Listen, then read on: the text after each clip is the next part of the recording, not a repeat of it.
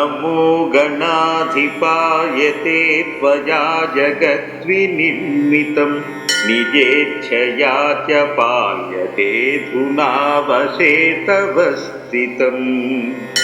त्वमन्तरात्मकोऽस्य तन्मयि स्थितः पुनीः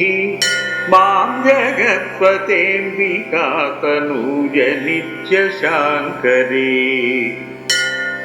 गणेश्वर कृपानिधि जगत्पतिः परात्परः प्रभुस्वलीलया भवच्छिवान्मदाबलाननः गिरीन्द्रजातनुभवस्तमेव सर्वकर्मसु प्रपूजयन्ति देहिनः समाप्नुवन्ति चेप्सितम्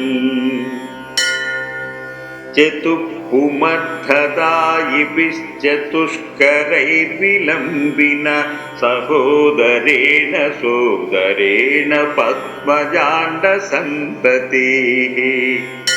पदद्वयेन चापदां निवारकेण भासुरां भजे भवात्मजं प्रभुं प्रसन्नवक्त्रमद्वयम् बलिष्ठमूषकादिराजपृष्ठनिष्ठविष्टर प्रतिष्ठितं गणप्रबर्हपारमेष्ट्यशोभितम्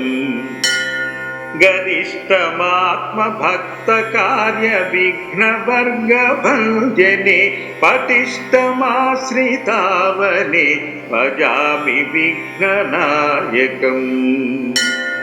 भजामि शूर्पकर्णमग्रजं गुहस्य शङ्करात्मजं गजाननं समस्तदेवदेववृन्दवन्दितम्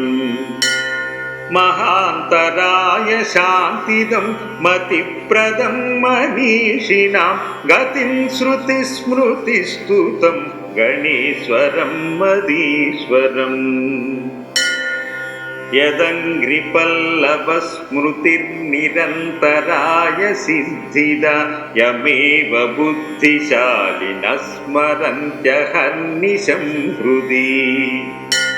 यमाश्रितस्तरत्यलङ्घ्य कालकर्मबन्धनं तमेव चित्सुखात्मकं भजामि विघ्ननायकम् कराम्बुजस्फुरद्वरद्भयाक्षसूत्रपुस्तक शृणिस्सबीजपूरकं जपाशदन्तमोदकान् वकिङ्किरीटकुण्डलादिदिव्यभूषणोज्ज्वलो गजाननो गणाधिप प्रपूज्ययच्च हर्निशम् गिरीन्द्रजा महेशयो परस्परानुरागजं निजानुभूतचित्सुखं सुरैरुपास्य दैवतम् गणेश्वरं गुरुं गुहस्य विघ्नवर्गघातिनं गजाननं भजाम्यहं न दैवमन्यमाश्रये गणेशपञ्चचामरस्तुतिं पठध्वमादरात् मनीषितार्थदायकं मनीषिणः कलौ युगे निरन्तराय सिद्धिदं चिरन्तनोक्तिसम्मतं निरन्तरं गणेशभक्ति शुद्धचित्तवृत्तयः निरन्तरं गणेशभक्ति शुद्धचित्तवृत्तयः निरन्तरं गणेशभक्ति शुद्धचित्तवृत्तयः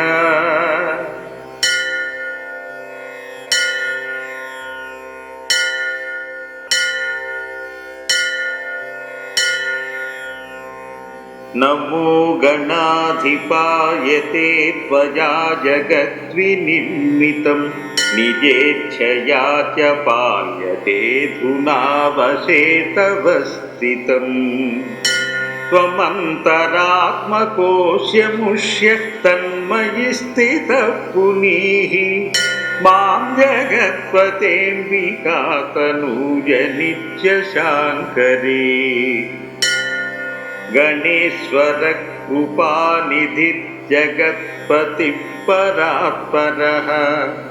प्रभुस्वलीलया भवच्छिवान्मदाबलाननः गिरीन्द्रजातनुभवस्तमेव सर्वकर्मसु प्रपूजयन्ति देहिनः समाप्नुवन्ति चेप्सितम्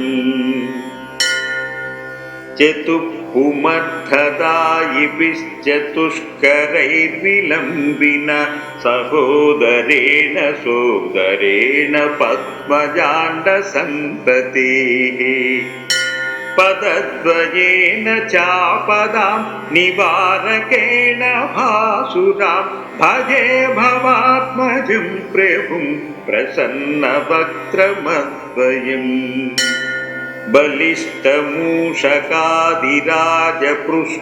बलिष्ठमूषकादिराजपृष्ठनिष्ठविष्टर प्रतिष्ठितं गणप्रबर्हपारमेष्ट्यशोभितम्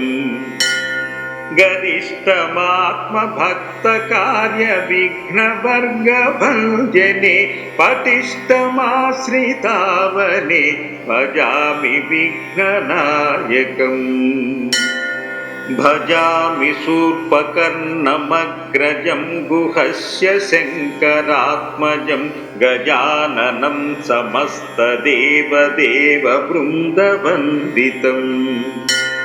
महान्तराय शान्तिदं मतिप्रदं मनीषिणां गतिं श्रुतिस्मृतिस्तुतं गणेश्वरं मदीश्वरम्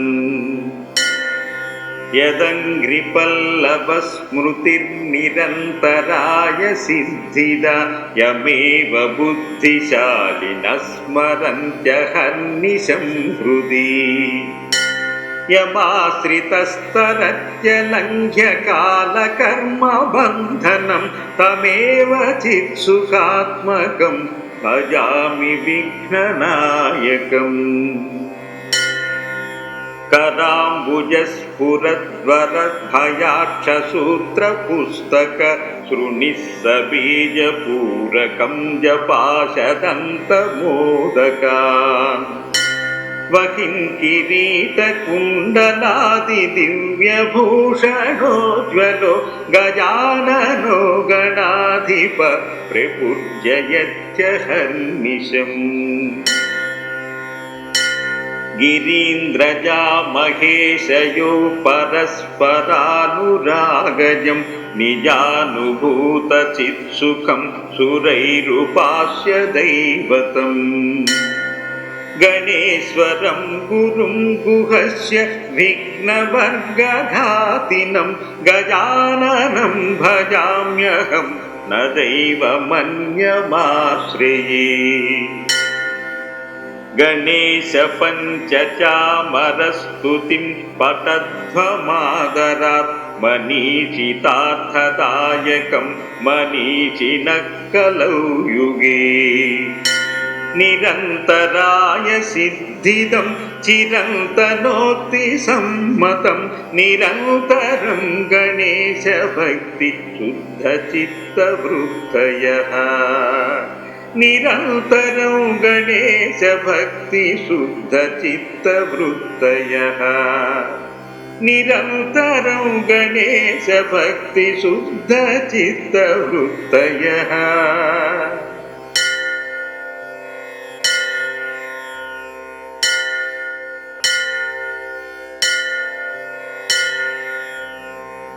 नमो गणाधिपाय ते त्वया जगद्विनिर्मितं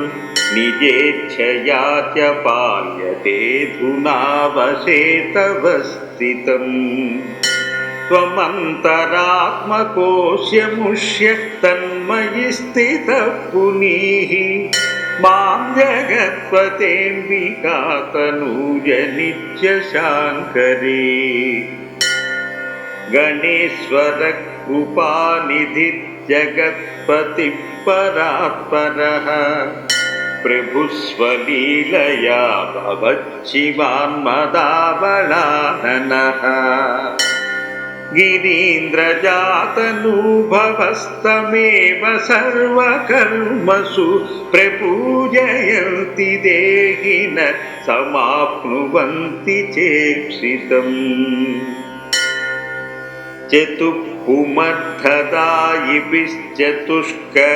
चतुःपुमर्थदायिभिश्चतुष्करैर्विलम्बिनः सहोदरेण सोदरेण पद्मजाण्डसन्ततेः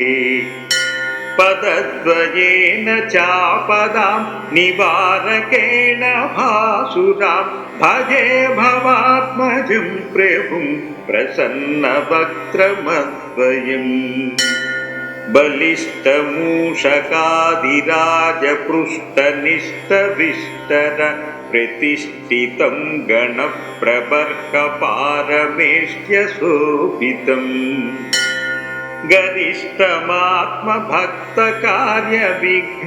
गरिष्ठमात्मभक्तकार्यविघ्नवर्गभञ्जने पतिष्ठमाश्रितावने भजामि विघ्ननायकम्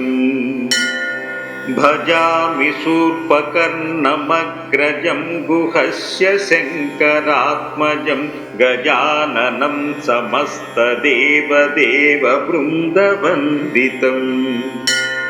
महान्तराय शान्तिदं मतिप्रदं मनीषिणां गतिं श्रुतिस्मृतिस्तुतं गणेश्वरं मदीश्वरम्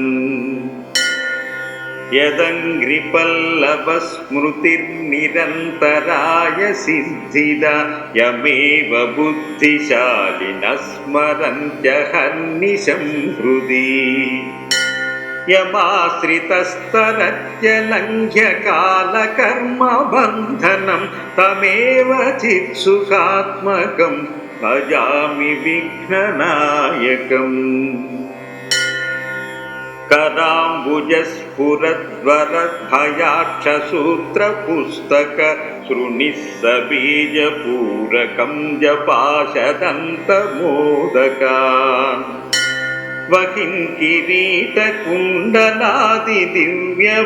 वकिङ्किरीटकुण्डलादिदिव्यभूषणोज्ज्वलो गजाननो गणाधिप प्रपूज्ययच्च हर्निशम् गिरीन्द्रजा महेशयो परस्परानुरागजं निजानुभूतचित्सुखं सुरैरुपास्य दैवतम् गणेश्वरं गुरुं गुहस्य विघ्नवर्गघातिनं गजाननं भजाम्यहं न दैवमन्यमाश्रये गणेशपञ्चचामरस्तुतिं पठध्वमादरात् मनीषितार्थदायकं मनीषिणः कलौ युगे निरन्तराय सिद्धिदं चिरन्तनोक्तिसम्मतं निरन्तरं गणेशभक्ति शुद्धचित्तवृत्तयः निरन्तरं गणेशभक्ति शुद्धचित्तवृत्तयः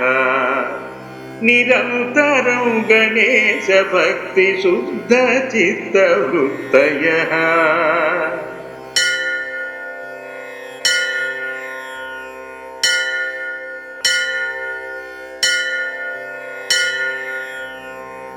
नमो गणाधिपाय ते त्वया जगद्विनिर्मितं निजेच्छया च पाल्यते धुनावशेतव स्थितम् त्वमन्तरात्मकोऽस्यमुष्य तन्मयि स्थितः पुनीः मां जगत्पतेऽम्बिकातनूज नित्यशाङ्करे गणेश्वर कृपानिधिर्जगत्पतिः परात्परः प्रभुस्वलीलया भवच्छिवान्मदाबलाननः गिरीन्द्रजातनुभवस्तमेव सर्वकर्मसु प्रपूजयन्ति देहिनः समाप्नुवन्ति चेप्सितम्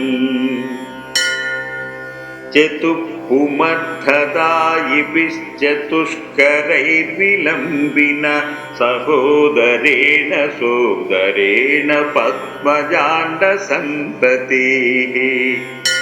पदद्वयेन चापदां निवारकेण भासुरां भजे भवात्मजं प्रभुं प्रसन्नवक्त्रमद्वयम् बलिष्ठमूषकादिराजपृष्ठनिष्ठविष्टर प्रतिष्ठितं गणप्रबर्हपारमेष्ट्यशोभितम् गरिष्ठमात्मभक्तकार्यविघ्नवर्गभञ्जने पटिष्ठमाश्रितावने भजामि विघ्ननायकम् भजामि शूर्पकर्णमग्रजं गुहस्य शङ्करात्मजं गजाननं समस्तदेवदेववृन्दवन्दितम् महान्तराय शान्तिदं मतिप्रदं मनीषिणां गतिं श्रुतिस्मृतिस्तुतं गणेश्वरं मदीश्वरम् यदङ्घ्रिपल्लवस्मृतिर्निरन्तराय सिद्धिदा यमेव बुद्धिशालिनः स्मरन्त्यहर्निशं हृदि यमाश्रितस्तरत्यलङ्घ्य कालकर्मबन्धनं तमेव चित्सुखात्मकं भजामि विघ्ननायकम् कराम्बुजस्फुरद्वरद्भयाक्षसूत्रपुस्तक शृणिस्सबीजपूरकं जपाशदन्तमोदकान् वहिं किरीटकुण्डलादिदिव्यभूषणोज्ज्वलो गजाननो गणाधिप प्रपूज्ययत्यहर्निशम् गिरीन्द्रजा महेशयो परस्परानुरागजं निजानुभूतचित्सुखं सुरैरुपास्य दैवतम् गणेश्वरं गुरुं गुहस्य विघ्नवर्गघातिनं गजाननं भजाम्यहं न दैवमन्यमाश्रये गणेशपञ्चचामरस्तुतिं पठध्वमादरात् मनीषितार्थदायकं मनीषिणः कलौ युगे